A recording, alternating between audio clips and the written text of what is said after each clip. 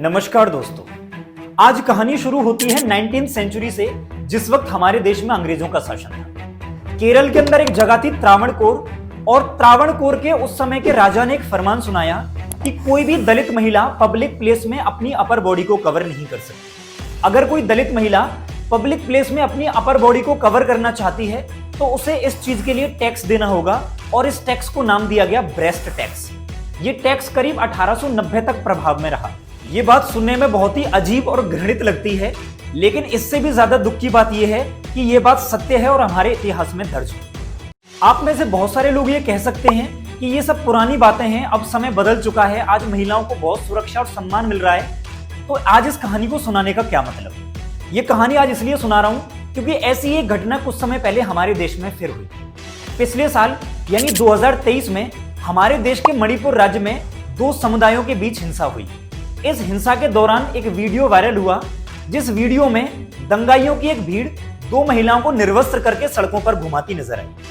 जब ये video viral हुआ तो इस वीडियो ने न केवल हमारे देश में बल्कि पूरी दुनिया भर में महिलाओं की सुरक्षा को लेकर एक डिबेट पैदा कर कि क्या आज के समय में भी महिलाओं के साथ इस तरीके का अत्याचार संभव है। In India, the shocking video of two women being paraded naked through a town has understandably sparked out. Travancore की घटना 19वीं सदी की है और मणिपुर की घटना 21वीं सदी की। 200 साल बाद भी आज भी हमारे देश में महिलाओं की स्थिति वही की वही है। अगर आप मणिपुर की घटना को एक एक्सेप्शन मानते हैं तो मैं कहूंगा कि आप इस समस्या की केवल टिप को देख रहे हैं। इस समस्या की जड़ कितनी गहरी है, इसको समझने के लिए आपको 2023 में पब्लिश एनसीआरबी यानी नेशनल क्राइम रिकॉर्ड ब्यूरो की रिपोर्ट को देखना होगा।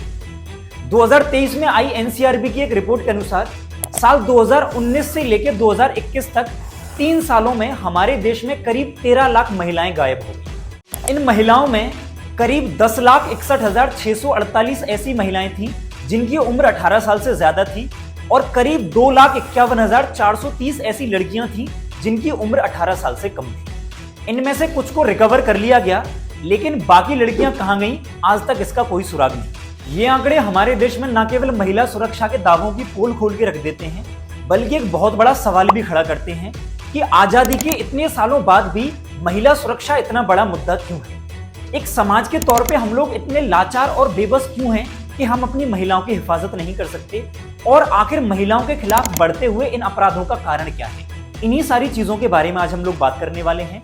नमस्कार, मेरा नाम है अमित और आप देखना शुरू कर चुके हैं दुनिया इंजीनियर में एक नाबालिग छात्रा के साथ गैंगरेप की वारदात सामने आई है। आरोपियों ने छात्रा को पुल से नीचे फेंक दिया। The violence in Manipur has been described as a state of civil war and has drawn international outrage. यहाँ थाना क्षेत्र में स्पेन की एक महिला से गैंगरेप की वारदात सामने आई है। आरोप है कि 10 लोगों ने महिला के साथ सामूहिक दुष्कर्म किया।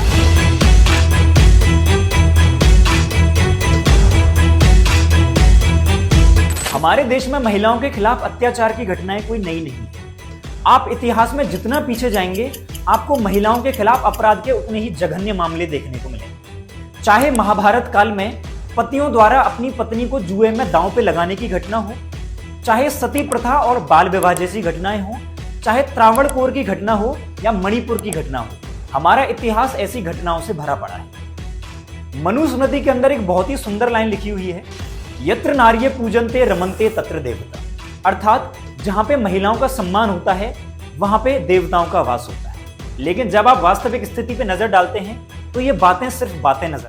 एनसीआरबी की सालाना अपराधों की 2023 की रिपोर्ट बताती है कि हमारे देश में साल 2022 में महिलाओं के खिलाफ अपराधों के करीब 4,45,000 से अधिक मामले देखने को मिले। यानी हर 1 घंटे में महिलाओं के खिलाफ अपराध के करीब 51 मामले सामने आए। अब बात करते हैं महिलाओं के खिलाफ होने वाले कुछ बड़े अपराधों के बारे में। आप में से बहुत सारे लोग ये सोचते होंगे कि महिलाएं जब घरों के बाहर होती हैं तब वो ज्यादा अनसेफ रहती हैं, लेकिन एनसीआरबी के आंकड़े ये बताते हैं कि महिलाओं के खिलाफ होने वाले कुल अपराधों में करीब 31% अपराध यानी करीब 1/3 अपराध ऐसे हैं जो घर के अंदर अंजाम दिए जाते हैं। इन अपराधों में डोमेस्टिक वायलेंस, पति या फिर रिश्तेदारों द्वारा मारपीट और दहेज उत्पीड़न जैसे मामले शामिल हैं। इसके अलावा महिलाओं के खिलाफ करीब 19.2% किडनैपिंग के मामले, करीब 18.7% छेड़छाड़ के मामले और करीब 7.1% रेप के मामले सामने आए। अगर राज्य दर राज्य महिलाओं के खिलाफ अपराधों की बात करें तो महिलाओं के खिलाफ अपराध सबसे ज्यादा उत्तर प्रदेश में देखे गए। अकेले यूपी के अंदर महिलाओं के खिलाफ अपराधों के करीब 65,743 मामले सामने आए। वहीं दूसरे नंबर पे महाराष्ट्र, जहां पे करीब 45,331 और राजस्थान के अंदर करीब 45,058 मामले देखे गए। इसके अलावा पश्चिम बंगाल में करीब 34,738 और मध्य प्रदेश में करीब 32,735 मामले देखे गए। ये 5 राज्य ऐसे हैं जिनमें कुल मिलाकर पूरे भारत में होने वाले अपराधों के करीब 50% अपराध होते हैं। यानी ये 5 राज्य महिलाओं के लिए सबसे ज्यादा अनसेफ है। अब आइए समझते हैं कि हमारे देश में महिलाओं के खिलाफ बढ़ते हुए अपराधों का कारण क्या है। हमारे यहाँ महिलाओं के खिलाफ बढ़ते हुए अपराधों का सबसे बड़ा कारण है पैट्रियार्कल सोसाइटी, यानी पितृसत्तात्मक समाज। हमारा समाज हमेशा से एक पितृसत्तात्मक समाज रहा है, एक ऐसा समाज जिसमें फैसले लेने का अधिकार सिर्फ पुरुषों के पास हो। आज भी हमारी देश की मेजॉरिटी ऑफ पॉपुलेशन इसी मानसिकता से ग्रसित है और जब भी कभी महिलाएं अपने अधिकारों के लिए आवाज उठाती हैं तो वो अक्सर अत्याचार और अपराध का शिकार हो जाती हैं। उदाहरण के तौर पे साल 2018 में हरियाणा की खाप पंचायतों ने यह फैसला लिया कि गांव के अंदर लड़कियों को जीन्स और मोबाइल रखने पे पाबंदी लगा दी जाए और अगर कोई लड़की इस पंचायत के फैसले को मानने से इनकार करती है तो उसको जो सजा दी जाएगी इसका फैसला भी पंचायत करेगी। महिलाओं के खिलाफ बढ़ते हुए अपराधों का जो दूसरा कारण है वो है लैक ऑफ अवेयरनेस, यानी महिलाओं को अपने अधिकारों के बारे में पता ही नहीं है। इसका नतीजा ये होता है कि वो अपने खिलाफ हुए अपराध के खिलाफ कभी आवाज ही नहीं उठा पाती और अगर कभी आवाज उठाने की कोशिश भी करें तो उन्हें परिवार की इज्जत और समाज की इज्जत का हवाला देकर चुप करा दिया जाता है। इसका नतीजा ये होता है कि अपराधियों के हौसले बढ़ते चले जाते हैं और महिलाओं के खिलाफ होने वाले अपराधों की संख्या में भी लगातार बढ़ोतरी होती जाती है।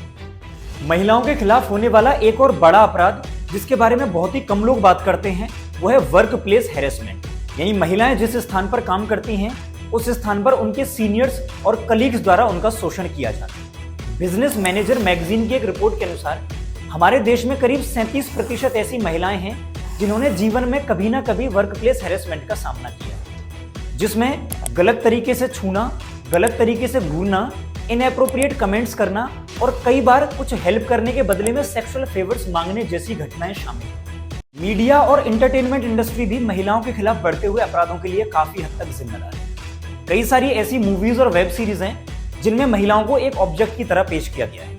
इसके अलावा कई वेब सीरीज और मूवीज में तो महिलाओं का पीछा करना और उनके साथ छेड़छाड़ करना एक नॉर्मल इंसिडेंट की तरह दिखाया गया है। जब एक दर्शक इन सारी चीजों को देखता है तो वो साइकोलॉजिकली ऐसा सोचता है कि ये सारी चीजें नॉर्मल हैं और वो इन्हीं चीजों को फिर रियल लाइफ में भी अप्लाई करने की कोशिश करता है। नतीजा ये होता है कि महिलाओं के खिलाफ अपराध बढ़ते चले जाते हैं। इसके अलावा सो कॉल्ड मीडिया हाउसेज भी महिलाओं के खिलाफ बढ़ते हुए अपराधों के लिए जिम्मेदार है। कई बार फीमेल सेलिब्रिटीज के एक पर्टिकुलर बॉडी पार्ट को बार बार जूम करके फोटो खींचा जाता है।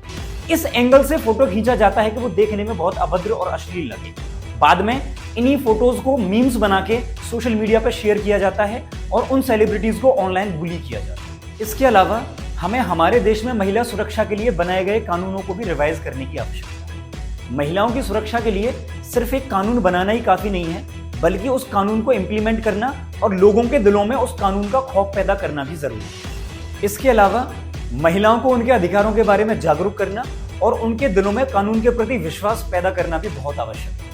बहुत सारी महिलाएं केवल इसीलिए आवाज नहीं उठा पाती कि उन्हें हमारे देश के कानून पर भरोसा नहीं है। उन्हें मालूम है कि अगर वो आवाज उठा भी लें तो अपराधी कुछ दिनों के बाद दोबारा छूट जाएगा। आज आप किसी भी लड़की का सोशल मीडिया अकाउंट चेक कर लीजिए, जब आप उसके कमेंट सेक्शन में जाएंगे तो आपको बड़ी मात्रा में ऐसे लोग मिलेंगे जो उस लड़की को बॉडी शेम कर रहे होंगे या उसको स्लट शेम कर रहे होंगे। बहुत सारे लोग उसको उसके कपड़ों के लिए ज्ञान दे रहे होंगे और बहुत सारे लोग उसका कैरेक्टर एसेसिनेशन कर रहे हैं। इन कमेंट करने वाले लोगों में बड़ी मात्रा में ऐसे लोग हैं जिनकी उम्र 40, 45 और 50 साल। इसी ऑनलाइन हैरेसमेंट से बचने के लिए लड़कियां या तो अपने ऑनलाइन अकाउंट्स को प्राइवेट रखती हैं या फिर अपने कमेंट सेक्शंस को ऑफ रखती हैं। अगर एक 15-16 साल की लड़की सोशल मीडिया पे इनसिक्योर फील कर रही है तो ये दिखाता है कि हमारा सामाजिक ढांचा कितना कमजोर हो चुका है और एक समाज के तौर पे हमें इस पे विचार करने की आवश्यकता है।